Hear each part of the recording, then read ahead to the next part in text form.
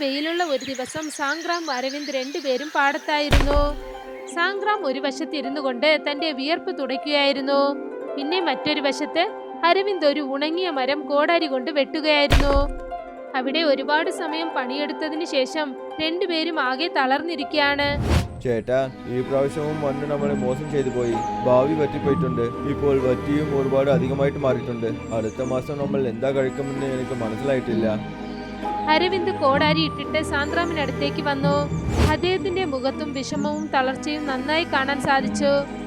നമ്മളുടെ തലവിധി ശരിയല്ല സംഗ്രാം. എത്ര കഠിനമായിട്ട് അധ്വാനിക്കുന്നോ അത്ര താഴെ പോയിക്കൊണ്ടിരിക്കുന്നു. ഈ മണ്ണ് വെച്ചിട്ട് ഏതും നടക്കാൻ പോകുന്നില്ല. നമുക്ക് അതിശയം നടന്നിട്ടില്ലെങ്കിൽ ഈ ഗ്രാമത്തിനെ വിട്ട് പുറത്തു പോകണം. ഗ്രാമത്തിന് പുറത്ത് ഒരു പുതിയ സിറ്റി വരുന്നെന്ന് കേട്ടിട്ടുണ്ട്. അവിടെ ഒരുപാട് നല്ല പണി കിട്ടും. നമ്മൾ അവിടെ ചെന്ന് പണി ചെയ്താൽ എന്താ? ഇവിടെ ഇരുന്നാൽ നമ്മൾ വിശപ്പോടെ തന്നെ ഉണ്ടാവണം. നീ പറയുന്നത് നേരാണ്. ഇവിടെ ഇരുന്ന് കരയുന്നത് കാരണം വയറ് നിറയുന്നില്ല. വാ, ഇന്ന് തന്നെ ആ കാട്ടിന്റെ മാർഗത്തിനോട് പോവാം. ഷോർട്ട് കട്ടിൽ പോയാൽ വൈകുന്നതിനകം നമ്മൾ സിറ്റിയിലേക്ക് പോവാം. രണ്ടുപേരും അവരുടെ ആയുധങ്ങൾ അവിടെ തന്നെ ഉപേക്ഷിച്ചു. എന്നിട്ട് കാടിനെ നോക്കി നടക്കാൻ തുടങ്ങി. അരവിന്ദും സന്ദ്രാമും കാട്ടിൽ ചെറിയ വഴിയിൽ കൂടി പോയിക്കൊണ്ടിരിക്കുകയായിരുന്നു. അവിടെ ഒരുപാട് മരങ്ങൾ നിൽക്കുകയായിരുന്നു. വെയിൽ പോലും വളരെ കഷ്ടിച്ചാണ് അകത്ത് വരുന്നത്. രണ്ടുപേരും ആരോടും ചോദിക്കാതെ അവരുടെ മനസ്സിൽ തോന്നിയ വഴിയിൽ മുന്നിലോട്ട് നടക്കുകയാണ്. ചേട്ടാ, ഈ വഴി ഒരുപാട് ശാന്തമായിട്ടുണ്ട്. ഇവിടെ ഏതൊരു പക്ഷികളുടെ ശബ്ദവും കേൾക്കില്ല, മൃഗങ്ങളുടെ ശബ്ദവും ഇല്ല. എനിക്ക് കുറച്ച് വ്യത്യാസമായിട്ട് തോന്നുന്നുണ്ട്. പേടിക്കണ്ട സംഗ്രാം, ഇതെല്ലാം നമ്മളുടെ ബ്രഹ്മയാണ്. നമ്മൾ നടന്നു പോയിക്കൊണ്ടേയിരിക്കാം. സിറ്റിയിലേക്ക് പോയതിനു ശേഷം നമ്മൾ ഇതെല്ലാം മറന്നു പോകും. നിന്റെ ശ്രദ്ധയെ മാർഗത്തിൽ വെക്ക്. മുന്നിലോട്ട് ചെല്ലും തോറും പെട്ടെന്ന് സന്ദ്രാമിന്റെ കാൽ ഒരു മരത്തിന്റെ വേരിൽ കുടുങ്ങിപ്പോയി. അദ്ദേഹം തറയിലേക്ക് ചെന്ന് വീണു. താഴേക്ക് വീഴുമ്പോൾ അദ്ദേഹത്തിന്റെ കയ്യിൽ പെട്ടെന്ന് എന്തോ ഒരു സാധനം വന്നു കൊണ്ടു. അരവിന്ദ് അദ്ദേഹത്തിന് അടുത്തേക്ക് ഓടിച്ചെന്നു. അദ്ദേഹത്തിനെ പൊക്കിയെടുക്കാൻ ശ്രമിച്ചു. എടാ, ശ്രദ്ധിച്ച്, നിനക്ക് ഒന്നും ആവില്ലല്ലേ? ഞാൻ നന്നായിട്ടുണ്ട്. ഇവിടെ ഇലകൾക്ക് താഴെ ഏതോ ഒരു കാര്യമുണ്ട്. അരവിന്ദ് തറയിലേക്ക് കുനിഞ്ഞ് ഉണങ്ങിയ ഇലകൾ മാറ്റി. തറയിൽ രണ്ട് മുഖംമൂടി ഉണ്ടായിരുന്നു. ഒന്ന് നല്ല വെളുത്തത്, മറ്റൊന്ന് ശരിക്കും കറുത്തത്. ചേട്ടാ, എന്താണെന്ന് കാണൂ.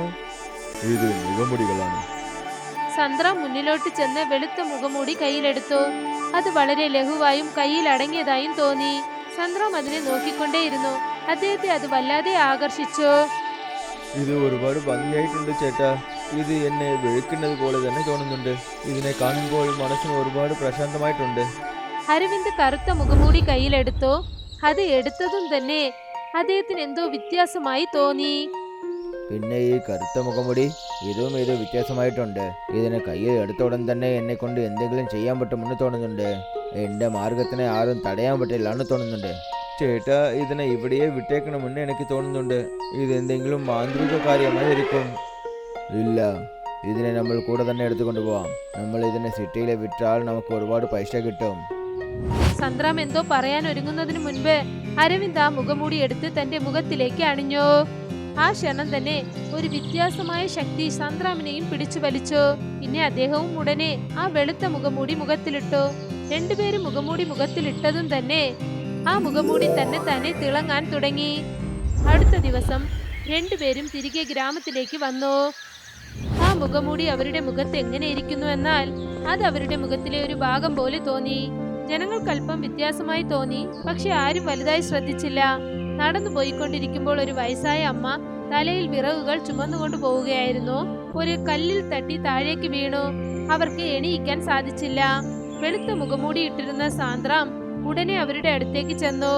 അവരെ പൊക്കിയെടുത്തു. ആ വിറകുകളും എടുത്ത് അവരുടെ കയ്യിൽ നൽകി. അമ്മേ, നിങ്ങൾ ഒന്നും വിഷമിക്കണ്ട. ഞാൻ നിങ്ങൾക്ക് സഹായം ചെയ്യാം. ഈ വിറകിനെ ഞാൻ നിങ്ങളുടെ വീട്ടിലേക്ക് കൊണ്ടുവന്ന് തരാം. നിങ്ങൾ പണി ചെയ്യേണ്ട ഒരാവശ്യവും ഇല്ല. ആ വയസ്സായ മുത്തശ്ശി ശരിക്കും ഞെട്ടിപ്പോയി. പക്ഷെ അവരുടെ മുഖത്ത് നല്ല നന്ദി പ്രകടനം ഉണ്ടായിരുന്നു. അരവിന്ദ് ഇതെല്ലാം കണ്ടു. ഒന്നും വലുതായി കൂട്ടാക്കാതെ മുന്നിലോട്ട് നടന്നു ചെന്നു. മുന്നിലോട്ട് നടന്നു പോകുമ്പോൾ അരവിന്ദ് ഒരാളെ ചെന്നിടിച്ചു. അദ്ദേഹം അരിച്ചാക്ക് ചുമക്കുകയായിരുന്നു. ഇടിച്ചതും അദ്ദേഹത്തിന്റെ കയ്യിലുണ്ടായിരുന്ന അരിച്ചാക്ക് താഴേക്ക് വീണു. നിങ്ങളെ മുൻപിലോട്ട് കണ്ടു നടക്കില്ലേ? എന്റെ അരി താഴെ വീണു പോയി കണ്ടോ? അരവിന്ദ് ദേഷ്യത്തോടെ അദ്ദേഹത്തെ തിരിഞ്ഞു നോക്കി. അദ്ദേഹത്തിന്റെ ഉടുപ്പിൽ പിടിച്ചു. ആ മുൻപിലുള്ള ആള് പേടിച്ചു പോയി.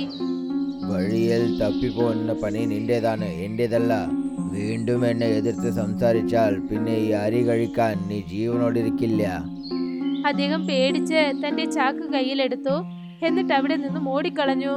സാന്ദ്രാം ഇതെല്ലാം തന്നെ ദൂരെ നിന്ന് നോക്കുകയായിരുന്നു. വൈകുന്നേരം സാന്ദ്രാമും അരവിന്ദും അവരുടെ റൂമിൽ എതിരെതിരിൽ ഇരിക്കുകയായിരുന്നു. സാന്ദ്രാം ദിവസവും ജനങ്ങളെ സഹായിച്ച് തളർന്നിരിക്കുകയാണ്. പക്ഷെ അരവിന്ദ് ഉത്സാഹത്തോടെ ഇരിക്കുകയായിരുന്നു. തന്റെ മുഖത്ത് കൈവച്ച് തടവിക്കൊണ്ട് വളരെ അഹങ്കാരത്തോടു കൂടി. സാന്ദ്രാം തന്റെ മുഖംമൂടി ഊരാൻ ശ്രമിക്കുകയായിരുന്നു. പക്ഷെ അത് അദ്ദേഹത്തിന്റെ മുഖത്ത് ഒട്ടിപ്പിടിച്ചിരുന്നു. ചേട്ടാ, എന്താ ഇത്? എന്നെ കൺട്രോൾ ചെയ്യാൻ പറ്റില്ല. ഇന്ന് ഉച്ചയ്ക്ക് നമ്മളുടെ അടുത്തിരുന്ന റൊട്ടീനെ ഞാൻ ഭിക്ഷക്കാരനക്ക് തന്നു. പക്ഷേ എനിക്ക് തന്നെ ഒരുപാട് വിശപ്പായിട്ടുണ്ട്. എന്റെ ശരീരം മറ്റുള്ളവരെ സഹായിക്കാൻ തന്നെ പോകുന്നുണ്ട്. എനിക്ക് ഇഷ്ടമില്ലെങ്കിലും അത് നടക്കുന്നു. ഇതിലെന്താ തെറ്റ്? നീ നല്ലവനായിരിക്കെ, എന്നെ ബലശാലയായിട്ട് ആവാൻ വിടൂ. ഇന്ന് ഞാൻ ആ കടക്കാരൻ്റെ അടുത്ത് നിന്ന് എല്ലാ സാധനങ്ങളും ഫ്രീ ആയിട്ട് വാങ്ങിയിട്ടുണ്ട്. അവൻ എന്നെ കണ്ടു പേടിച്ച് പൈസ വാങ്ങിച്ചിട്ടില്ല. ഇതയാണ് ബലമെന്ന് പറയും ശങ്കറാം. ഇല്ല ചേട്ടാ, ഇത് ഒരുപാട് തെറ്റാണ്. നിങ്ങൾ അതുപോലെ ആളില്ലല്ലേ. നിങ്ങൾ എപ്പോഴും ആരെയും പേടിപ്പിച്ചിട്ടില്ല. ഈ കറുത്ത മുഖമുടി നിങ്ങളുടെ അടുത്ത് ദേഷ്യം കൊണ്ടുവരുന്നു. ഇതിനെ വേഗം എടുത്തേക്ക്. അരവിന്ദ് പെട്ടെന്ന് എണീറ്റ് നിന്നു. എന്നിട്ട് ദേഷ്യത്തോടെ അദ്ദേഹം സാന്ദ്രാമിനെ നോക്കി. വായടയ്ക്ക്, ഞാൻ ഇതിനെ എപ്പോഴും എടുക്കില്ല. ക്ഷീണമായിട്ടിരുന്ന എന്നെ ഈ മുഖമുടിയാണ് രക്ഷിച്ചത്. ഇനി വിശപ്പ് പറ്റിയോ അല്ലെ പലിശക്കാരനെ പറ്റിയോ എനിക്ക് ഒരു വിഷമമില്ല. നീ നിനക്ക് ഇരിക്കുന്ന നല്ല ഗുണങ്ങളോട് ഇരുന്നേക്ക്. അത് എനിക്ക് പഠിപ്പിക്കണ്ട. അരവിന്ദ് ദേഷ്യത്തോടെ പുറത്തേക്ക് ചെന്നു. പക്ഷെ സാന്ദ്രാം വീട്ടിലിരുന്നു കൊണ്ട് തന്റെ ചേട്ടന്റെ ഈ വ്യത്യാസമായ പ്രവൃത്തി ആലോചിച്ച് വിഷമിക്കുകയായിരുന്നു. അരവിന്ദ് തിരക്കുള്ള ചന്തയിലേക്ക് ചെന്നു. എന്നിട്ട് ചെറിയ ഒരു കടയിൽ ചെന്നിരുന്നു കൊണ്ട് ഇഷ്ടമുള്ളതൊക്കെ കഴിക്കാൻ തുടങ്ങി. എന്നിട്ട് അവിടെ നിന്നും പുറപ്പെട്ടു. മോനെ അരവിന്ദ്, ഇതിനുള്ള പൈസ തന്നിട്ട് പോകൂ. രാവിലെ മുതൽ എനിക്ക് വരുമാനം കിട്ടുന്നില്ല. ഏതാണോ എന്റെ കയ്യിലേക്ക് വന്നത് അത് എനിക്ക് സ്വന്തമാണ്. വീണ്ടും പൈസ ചോദിച്ചാൽ നിന്റെ കടയിലേക്ക് ഞാൻ തീ കത്തിച്ചു കളയും. സാന്ദ്രാം അവിടെ നിന്നും ഓടി വന്നു. എന്നിട്ട് അരവിന്ദിനെ തടഞ്ഞു നിർത്തി. എന്താ ചേട്ടാ ഇത്? ഇത് വലിയ തെറ്റാണ്. നിങ്ങൾ ഇത് ചെയ്യാൻ ഞാൻ അനുവദിക്കില്ല. നീ എന്നെ തടയുന്നോ സന്ദ്രാം? നിന്റെ ഈ ചെറിയ നല്ലത് ചെയ്യുന്ന ആഗ്രഹം കാരണം നിന്റെ ചേട്ടനെ വിരോധിയായിട്ട് കരുതുന്നോ? ഞാൻ ഇഷ്ടപ്പെടില്ല ചേട്ടാ. പക്ഷെ എന്റെ ഈ മുഖമുടി എന്നെ തടയുന്നു. നിങ്ങളെ ഈ കാര്യം ചെയ്യാൻ തടയണമെന്ന് പറയുന്നു. അപ്പോഴാണ് നല്ലത് നടക്കുമെന്ന് പറയുന്നു. അരവിന്ദ് ദേഷ്യത്തോടെ സാന്ദ്രാമിനെ തള്ളിവിട്ടു. അദ്ദേഹം ചെന്ന് തറയിൽ വീണു. തൊട്ടടുത്തുണ്ടായിരുന്നവരൊക്കെ ദൂരേക്ക് നീങ്ങി. ആർക്കും വിശ്വസിക്കാനായില്ല. ഏത് രണ്ട് സഹോദരന്മാരാണോ ആ ഗ്രാമത്തിലെ സ്നേഹത്തിന് ഉദാഹരണമായവർ അവരിങ്ങനെ വഴക്കിടുന്നത്? എന്തിനാണ് ഇങ്ങനെ ചെയ്തതെന്ന് അരവിന്ദിന് പോലും മനസ്സിലായില്ല. എന്നിട്ട് അവിടെ നിന്ന് ഓടി. സാന്ദ്രാം അദ്ദേഹത്തിന്റെ പുറകെ ഓടി. അരവിന്ദ് ഗ്രാമത്തിലെ കുളത്തിനരികിൽ വരെ ഓടി. വെള്ളത്തിൽ തന്റെ മുഖം കണ്ടിട്ട് നിന്നുപോയി. തന്റെ അനിയനെ തന്നെ കൈനീട്ടി അടിച്ചതോർത്ത് അദ്ദേഹം വല്ലാതെ വേദനിച്ചു. അദ്ദേഹം തന്നോട് തന്നെ സംസാരിച്ചു. ഞാൻ എന്തു ചെയ്യുന്നു? സന്ദ്രാം എന്റെ അനിയനാണ്. ഞാൻ അവനെ തള്ളിയിട്ടിട്ടുണ്ട്. ഇല്ല, അത് വലിയ തെറ്റാണ്. അവൻ ബലവീനമാനവനാണ്. ഞാൻ ഈ ഗ്രാമത്തിന് രാജ്യം ചെയ്യണം. അപ്പോഴാണ് സന്ദ്രാം അവിടേക്ക് വന്നത്. അദ്ദേഹം അരവിന്ദിന്റെ തോളത്ത് കൈവച്ചു. അരവിന്ദ്, നിങ്ങൾ ഈ സമുദായത്തിന് ആപത്തായിട്ട് മാറിയിട്ടുണ്ട്. എന്റെ ഈ വെള്ളമുഖമുടി എന്താ പറയുന്നത് വെച്ചാൽ, കെട്ടതിനെ ഞാൻ നശിപ്പിച്ചേ പറ്റുള്ളൂ. ഞാൻ നിനക്ക് ശിക്ഷ തന്നേ പറ്റുള്ളൂ. പക്ഷെ ആ മുഖംമൂടി കാരണം അരവിന്ദിന്റെ ദേഷ്യം വീണ്ടും അധികമായി. എന്ന് വെച്ചാൽ നീ ചെയ്യുന്ന നല്ലത് കാരണം നിന്റെ ചേട്ടനെ കൊല്ലുമോ? ശരി, വരൂ. ആർക്ക് എത്ര ബലമുണ്ടെന്ന് കാണാം. രണ്ടുപേരും മാറി മാറി വീണ്ടും വഴക്കിടാൻ തുടങ്ങി. നല്ലതിനെയും ചീത്തയെയും പോലെ. അതെങ്ങനെയായിരുന്നെന്നാൽ ഏതോ ഒരു അറിയാത്ത ശക്തി രണ്ടുപേരെയും വഴക്കിടാനായി പ്രേരിപ്പിക്കുന്നത് പോലെ. ചേട്ടാ, എന്നെ തടുത്തു നിർത്തൂ. ഞാൻ നിങ്ങളെ കൊല്ലാൻ ആഗ്രഹിക്കുന്നില്ല. എന്റെ കൈകൾ തന്നെ ഇത് ചെയ്യുന്നു. സന്ദ്രാം, എന്നെ കൊണ്ടും എന്നെ തടയാൻ പറ്റില്ലായിരുന്നു. ഈ കറുത്ത മുഖമുടി എന്നെ കൺട്രോൾ ചെയ്തുകൊണ്ടിരിക്കുന്നു. എനിക്ക് ദേഷ്യം മാത്രമാണ് കാണാൻ പറ്റുന്നത്. രണ്ടുപേരും മാറി മാറി കഴുത്തിൽ പിടിച്ചു. അവർക്കുള്ളിൽ അവരുടെ ആത്മാവ് പിടയുകയായിരുന്നു. അപ്പോഴാണ് അവർ രണ്ടുപേരുടെ മനസ്സിൽ നിന്നും അവരുടെ ശബ്ദം തന്നെ അവരെ വിളിക്കാൻ തുടങ്ങിയത്. ഇല്ല, എന്റെ അനിയനെ എന്നെ കൊണ്ട് കൊല്ലാൻ പറ്റില്ല. എനിക്ക് ഈ ബലം ആവശ്യമില്ല. എനിക്ക് രാജ്യം ചെയ്യാൻ ഇഷ്ടമില്ല. എനിക്ക് എന്റെ അനിയനാണ് തിരിച്ചു വേണം. ഞാൻ ചെയ്യുന്ന നല്ല കാര്യങ്ങളും എനിക്ക് ആവശ്യമില്ലായിരുന്നു. എന്റെ ചേട്ടൻ്റെ അടുത്ത് നിന്ന് എന്നെ ആരും പിരിക്കണ്ട. ഇത് ധർമ്മമല്ല. ഞാൻ സന്ത്രാമാണ്, ഞാൻ ദൈവമല്ല. രണ്ടുപേരും മാറി മാറി കൈയെടുത്തു. എന്നിട്ട് മുഖംമൂടി ഊരാനായി ശ്രമിച്ചു. പക്ഷെ ആ മുഖംമൂടി അവർക്ക് അനക്കാൻ പോലും ആയില്ല. രണ്ടുപേരുടെ സ്നേഹവും വിലമതിക്കാനാകാത്തതാണെന്ന് അവർക്ക് മനസ്സിലായി. പിന്നെ രണ്ടുപേരും മാറി മാറി അവരുടെ മുഖംമൂടി എടുത്ത് വലിച്ചെറിഞ്ഞു. മുഖംമൂടി താഴേക്ക് ചെന്ന് വീണു. രണ്ടുപേരും ശ്വാസം വലിച്ചുകൊണ്ട് നിന്നു. അരവിന്ദ് മുന്നിലോട്ട് ചെന്നു. സാന്ദ്രാമിനെ അദ്ദേഹം കെട്ടിപ്പിടിച്ചു. എന്നെ ക്ഷമിച്ചേക്കു അനിയ.